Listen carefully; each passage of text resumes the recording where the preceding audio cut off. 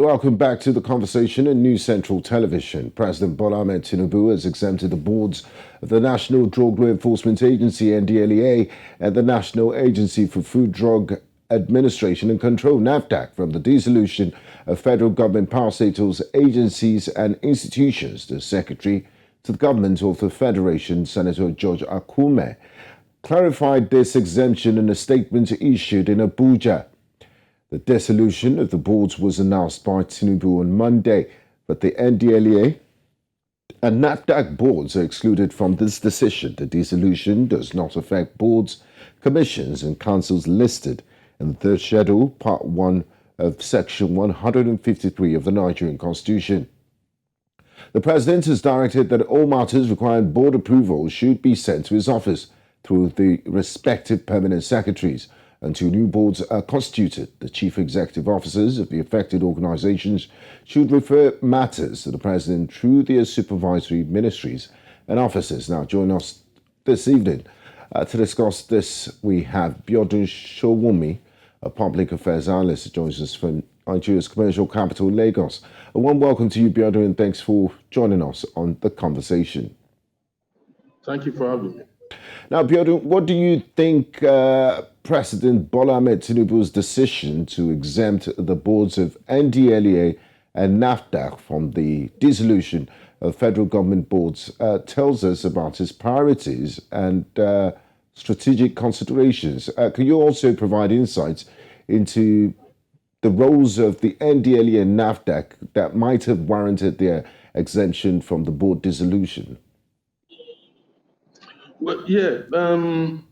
When President Tinubu came into office, after his inauguration, he made it very clear that the youth will be his priority, and also he will be looking at competence and also in his intention to move the nation forward and tackle corruption. That has been those were his central focus. And in terms of the youth, one of the major problems you have in the country is the issue of drug abuse. Many people know, until today, know that we have a major, serious problem, serious challenges, with that, in addition to increasing social vices as a result of drug-induced behavior. So, NDLEA and NDLEA and NAFDAC have been doing wonderfully very well in their field. They've had some rave, reporting in the last 1, 2, 3 years, to the extent that NDLEA seems to have transformed, into a different organization completely under the leadership of Buba Marwa. I'll be surprised if such a board will be dissolved. And it's the same situation with NAFDAC. They've actually busted so many, drug manufacturing, illegal drugs, and all that in the country, operations in the country. And due to that, in recognition, in my view, of the perception of performance by those two agencies, President Bola Tinubu, unsurprisingly, decided to keep the board. And it shows he's also paying attention. You believe that the accomplishments within the NDLEA and NAFDAC have influenced President Tinubu's decision to preserve their boards? If I hear you correctly, Biodun. Yeah, I'm saying in terms of performance of those two agencies, they've been having some rave reporting, some positive reporting in the news in the last 2 years, and that tells a lot about the composition of the board and the supervision by the board, and there will be no reason to disturb such setup if in reality they are performing. And it's the same situation with NDLEA. Now, Biodun, looking at the number of appointments we've seen and the lightning speed at which this government has been making appointments and changes since the new administration was inaugurated about 3 weeks ago, how do you, what's your assessment of the quality of the personnel and also the raft of decisions that has been taken so far by this administration? Yes. in my view, President Bola Tinubu has started very well. The jury is still out, though, because it's not the beginning alone, and it's not policy initiatives alone. It's the outcome of those policy initiatives, that also must count, in favor of the regime. Currently, those policies, those policies brought out are yet to be fully implemented. So we don't know how well it will impact on the lives of the people. But I must say that the issue of removal of subsidy seems to be a foregone conclusion, because most of the leading opinion makers in the country seem to be agreed on the fact that we need to remove subsidy and stop subsidizing other countries. The issue of judicial reform is there. Is still important. Yes, it was started by the Buhari's administration, but not signed by the Buhari government. But he has now signed it. We need to intensify that. You have the issue of school fees, which is about the students' loan. The student loans, in my view, is a good idea, but they still need to tinker a little bit with it in order to ensure that the threshold extends to capture the most vulnerable people and people on low income. But when you look at the unbundling of the electricity generation, which is the liberalization of electricity, that's another good initiative. But we cannot fully resolve that problem without it leading to increase in price, due to the fact that we have dollarized our tariff. That is, our tariff is indexed, to the dollar, which is quite unfortunate, because 70% of what is used to generate electricity in Nigeria is, found locally. So why are we dollarizing, the tariff calculations, which is something the government needs to look into over a period of time. So broadly, the dissolution of the agencies are also welcome. The government needs a breath of fresh hands to run the country. We've already have indications of those who will become ministers eventually, and we already have a national security advisor.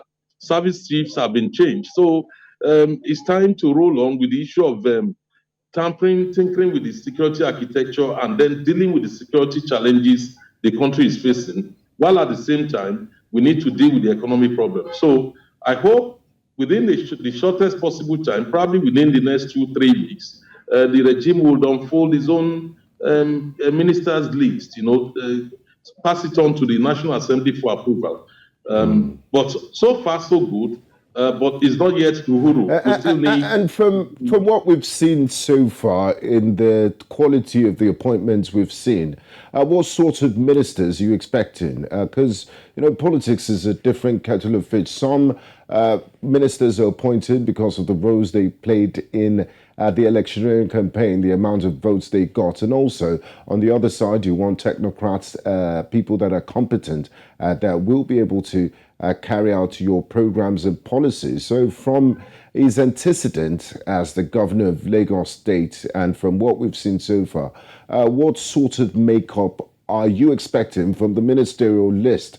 Do you see a situation where we'll have more career politicians or technocrats, or just a mixture? Yes, if you look at Tinubu's antecedent in Lagos State, when he came in 1999, he actually brought in not just the politicians, he brought in professionals. And he was able to achieve his feat in Lagos due to the contribution, a fusion of politicians with professionals led to an incredible brainstorming session and a positive impact on the lives of Lagosians. In relation to his current job as the president of Nigeria, one is expecting him. Many people thought he should perhaps do the same thing. And we have already seen some signs of that. For instance, the bringing in of Zach Adedibu, of the essay on energy, and some few other people, Wale, are quite very encouraging. These are professionals who have a lot to offer the country. The other day, I listened to the essay energy. I was highly impressed. Very brilliant young woman, which is a good thing. Zach is also Adedibu is also Zach Adedeji Adedibu, very, very intelligent man who has contributed enormous quota, particularly in Oyo State. He changed the state of things of revenue in Oyo State. So I have no doubt that his cabinet is going to be made up of politicians and also technocrats. And a fusion of those two, he will try and find a balance somewhere so that we can at least make some positive progress in the country. And also looking at the benchmark for performance, because it's also an APC government, and looking at the last administration, it was almost like former President Muhammadu Buhari. Once he appoints you, he just goes to sleep. There were hardly any cabinet reshuffles. If there were, it was just minimal, and he didn't. There was almost no benchmark for performance. Do you expect President Tinubu, looking at the scope and the number of things he has to do, looking at the current socio-economic condition of the country, to, put his ministers to task? Yes, coming from the state of things as inherited from President Muhammadu Buhari, there'll be a lot of challenges, and ministers will not necessarily find it easier like they did under the former President Muhammadu Buhari. We should not forget the deterioration in the economic fortunes of the country, not only in terms of income generation, but we're also thinking about in terms of the challenges faced by the payments, the repayment of the interest on the debt accumulated over the years. I mean, we're talking about 67 trillion naira in terms of debt accumulated. So the new government hopefully will bring in people who will be able to surpass the achievements of the Buhari's regime and also paper over the cracks. The major challenge is actually how to ensure that governance can continue and we can have funds for development. Currently, 96% of Nigeria's earning is being spent, on servicing debt. So that's not a comfortable position. But hopefully, once the ministers are approved by the National Assembly, we probably will find ourselves in a situation where they would start the ball rolling as soon as possible. I do not expect any delay like what we had during Buhari's first term, which is like 6 months without ministers. I think Tinubu is likely going to kick the ball rolling as soon as possible. Former President Buhari signed a bill into law compelling state executives and also the president to name his ministers within a certain window. Thank you very much, Biodun Sowunmi, public affairs analyst. Always a pleasure talking to you here on The Conversation. Thanks for your time and insights. Thank you for having me.